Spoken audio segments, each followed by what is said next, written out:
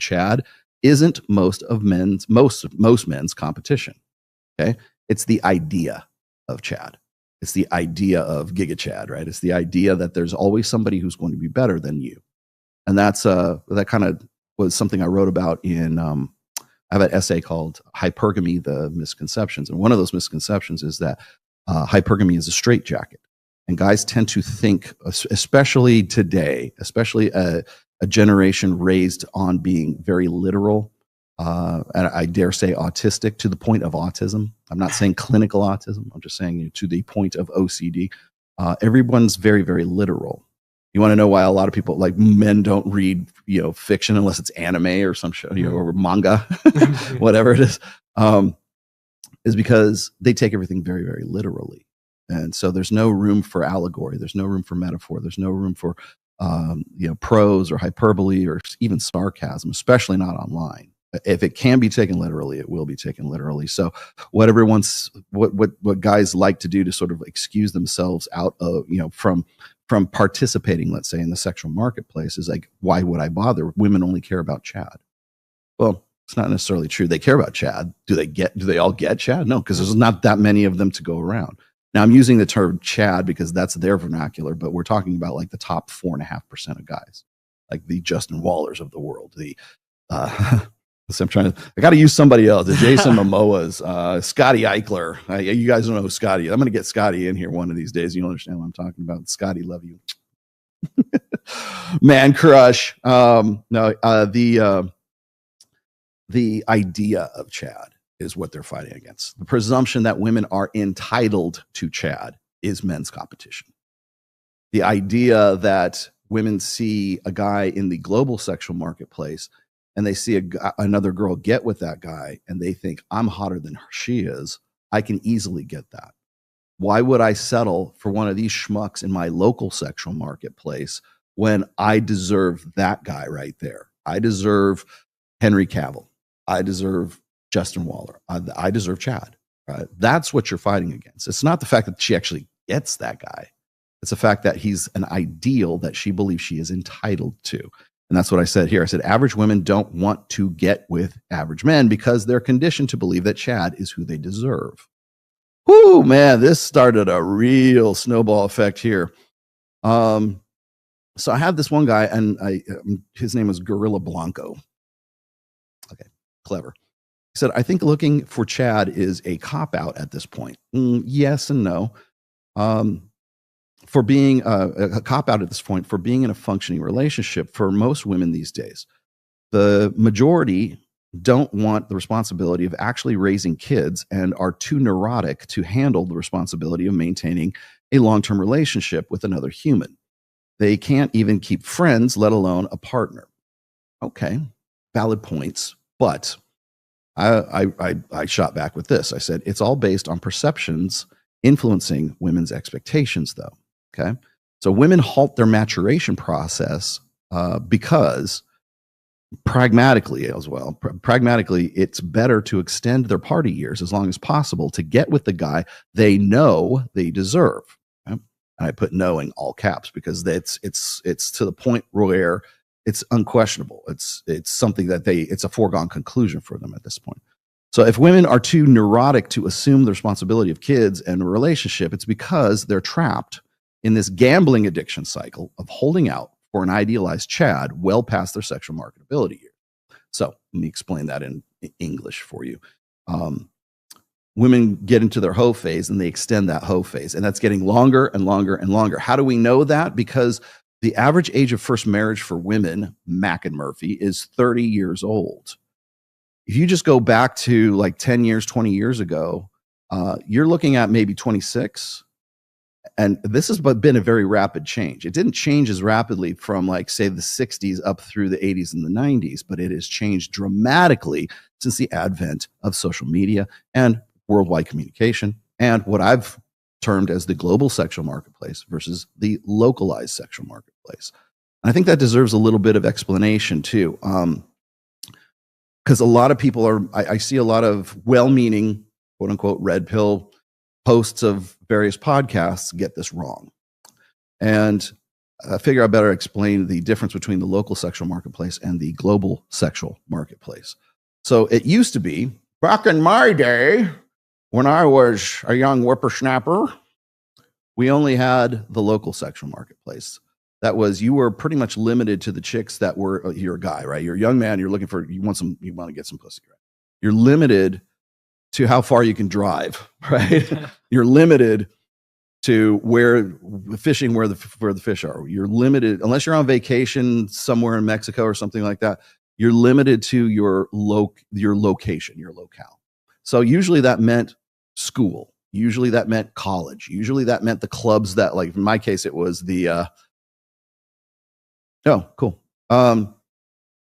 In most cases, it was the, what was your most immediate surroundings, right? So it could have been just the people you hang out with. It could have been maybe family and friends. And you can see this track on a lot of the old data sets where it's like, where do couples meet, right? And if you look prior to 2000, you can see that a lot of people used to meet through church. They used to meet through college. They used to meet through work. They used to meet through like maybe social setting, like everybody had some sort of shared interest. But it was usually who you had in your most immediate surroundings. That was the local sexual marketplace, and that's who you got to choose from.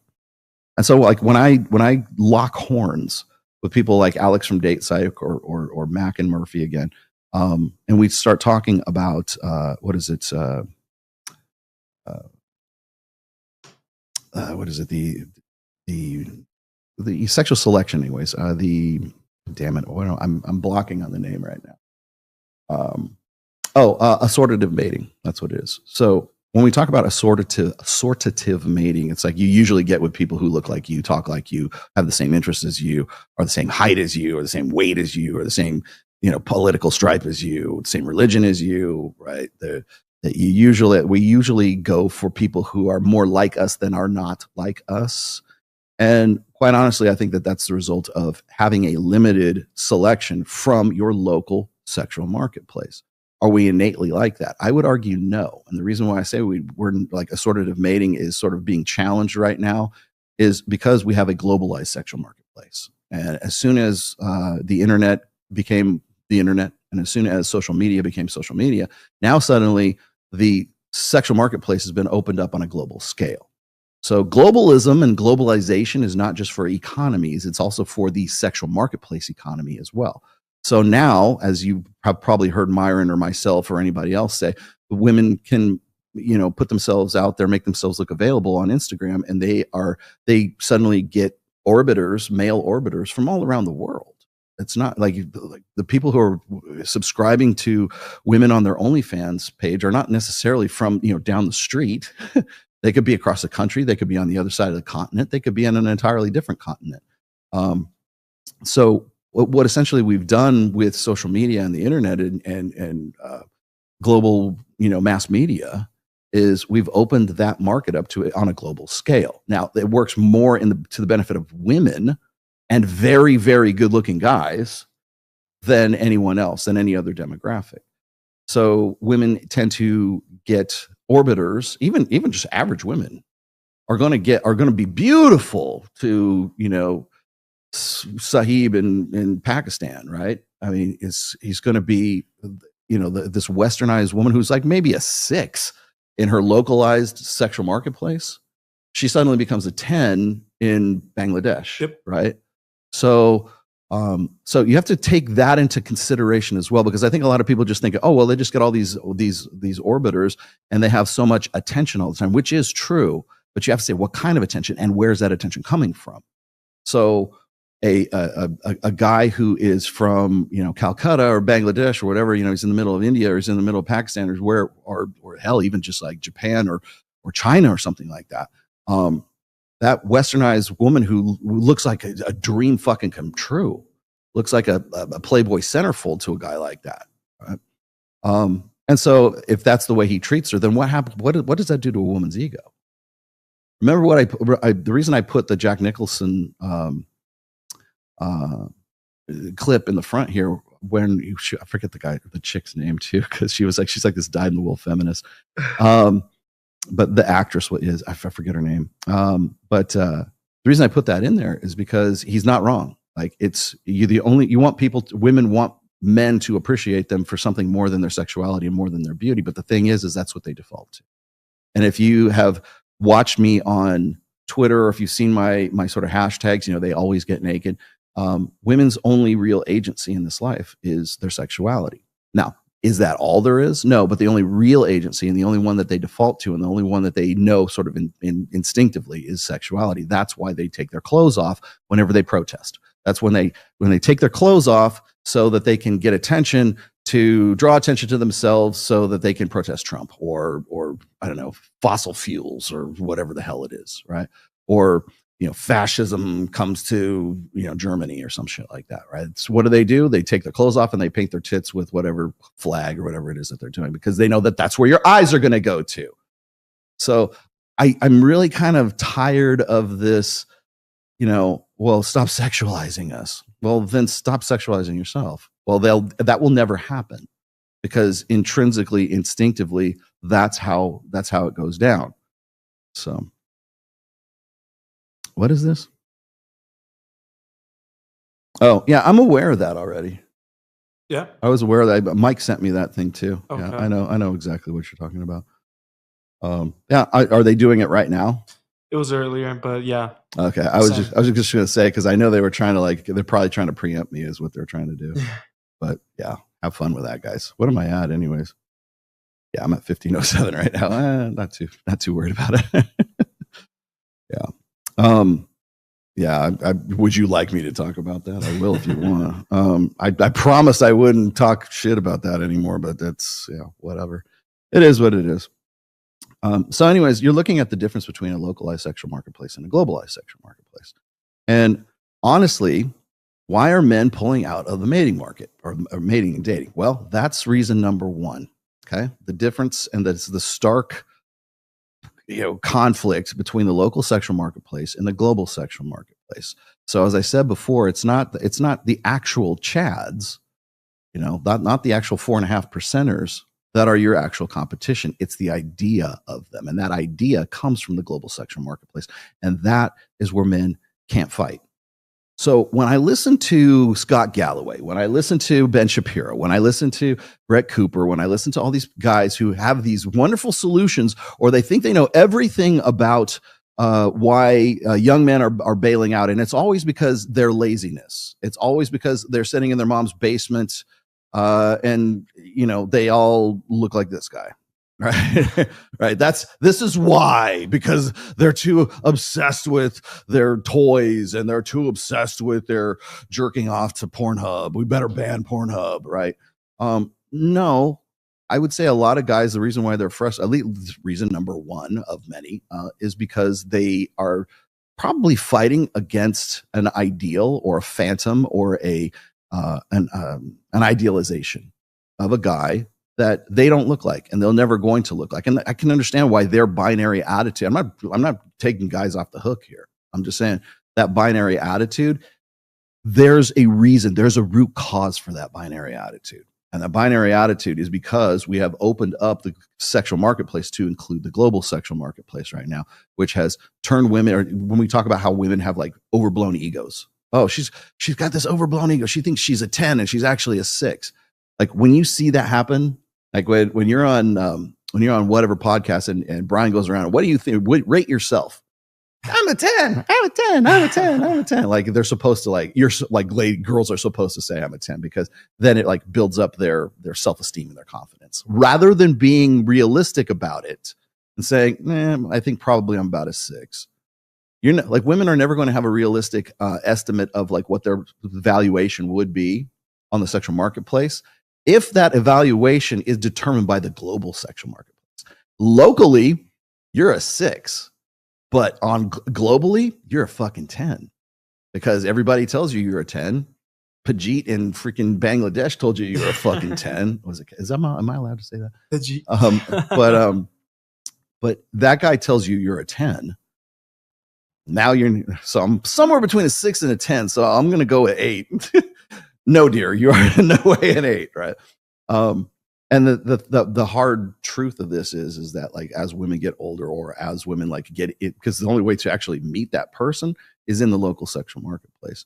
And so when guys say, I got catfished, right? Like she looked really good on her Instagram. Then I met her at the bar and she's like 100 pounds overweight, but she thinks she's a 10 because all her pictures that are on Instagram and all her orbiters tell her she's a 10. All of her following and her fans who like every one of her pictures from enablers. Yeah. From Kenya told her that she was, a 10. So yeah, she must be a 10. I can't believe it. It must be your fault.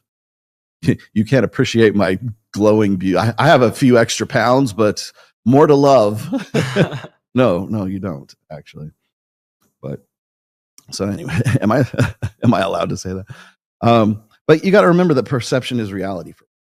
So if women, like, I remember I was talking to my good friend, Dr. Oz. He is a cosmetic surgeon from Turkey and who I really need to reconnect with very soon. Good guy. He's kind of like the Rollo Tomassi of Turkey almost. Like he gets himself into trouble with the local government, for what he says. But Dr. Oz is, and not that Dr. Oz, he's a different Dr. Oz. He was telling me about a couple years ago how women would come into his clinic because he was a cosmetic surgeon and they want to look like they look on their Zoom calls, and they call it Zoom dysmorphia. And it's like women spent so much time during the lockdown years, the COVID years, yep, that they on Zoom because they had to do Zoom conference calls. And so like they would always say, clean up my appearance. And so they would look, really tight and everything, or they use Face app or Body app or something like that. And they create this persona, this online persona for themselves. And they don't look like that in real life. They don't look like that in the local sexual marketplace. They can only look like that in the global sexual marketplace because it's online and it's all about perception, right? And so they'll go into to a cosmetic surgeon and say, this is the real me. I want to look like the real me, the real persona that I made for myself on Instagram. And it's like a psychological like disorder almost.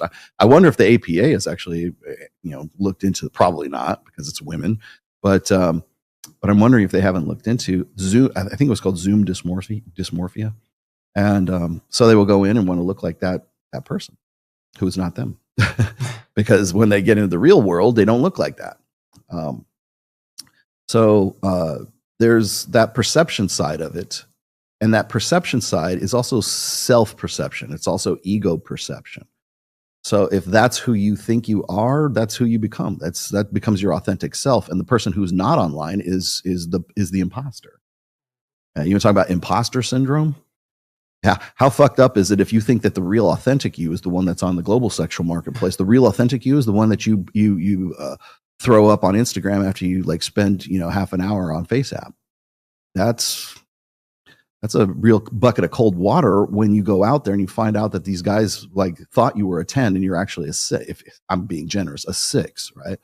And they don't want to have anything to do with you. Well, what's the ego defense against that? Denial. It must be their fault. They can't appreciate me. He's a narcissist. He's in love with himself. You want to know why women are suddenly become like, they're psychoanalysts and everyone's a narcissist now because they can't see that I'm actually this beautiful, runway model 10 who should be at the Black Tape Project or some shit. Like, no, you have no business being in Black Tape. Get out of here. So that begs the question, are women just simply immature? And the answer is yes, to an extent. They get to it, like, especially if they get on to, if that persona comes before they can realistically make an evaluation of themselves. That's why when women get to be about 29 to 31 in the epiphany phase right there, that's when they start to be a little bit more realistic about themselves. It doesn't mean they've matured emotionally. It doesn't mean they've matured like sort of, mentally. It just means that they have come to realize that, that there's a problem, right?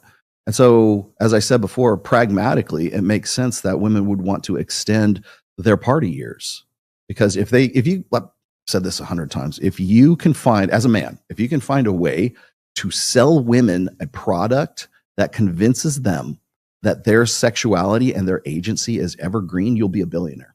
If you can find some sort of like beauty cream or some shit like that I guarantee you'll still look like you're 23 even though you're 43. If you can convince a woman of that, then you'll be a billionaire. if you can convince women like psychologically that it's anybody's fault but your own, right?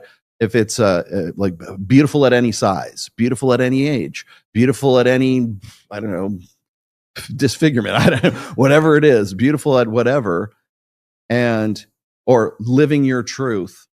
Like if you can come up and you can convince women of that. Well, my truth is that I'm 63 years old and I identify as a 23-year-old. Right?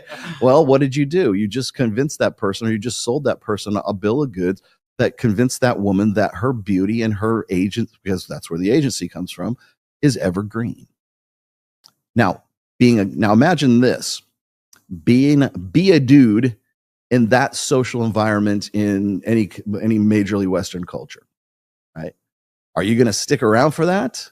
Or are you going to sort of like pull out and just say, you know what, throw your hands up in disgust? I think a lot of guys do, because they don't see themselves as being in any way capable of fighting against the ideal of what Chad really is, or for lack of a better term, what Chad is.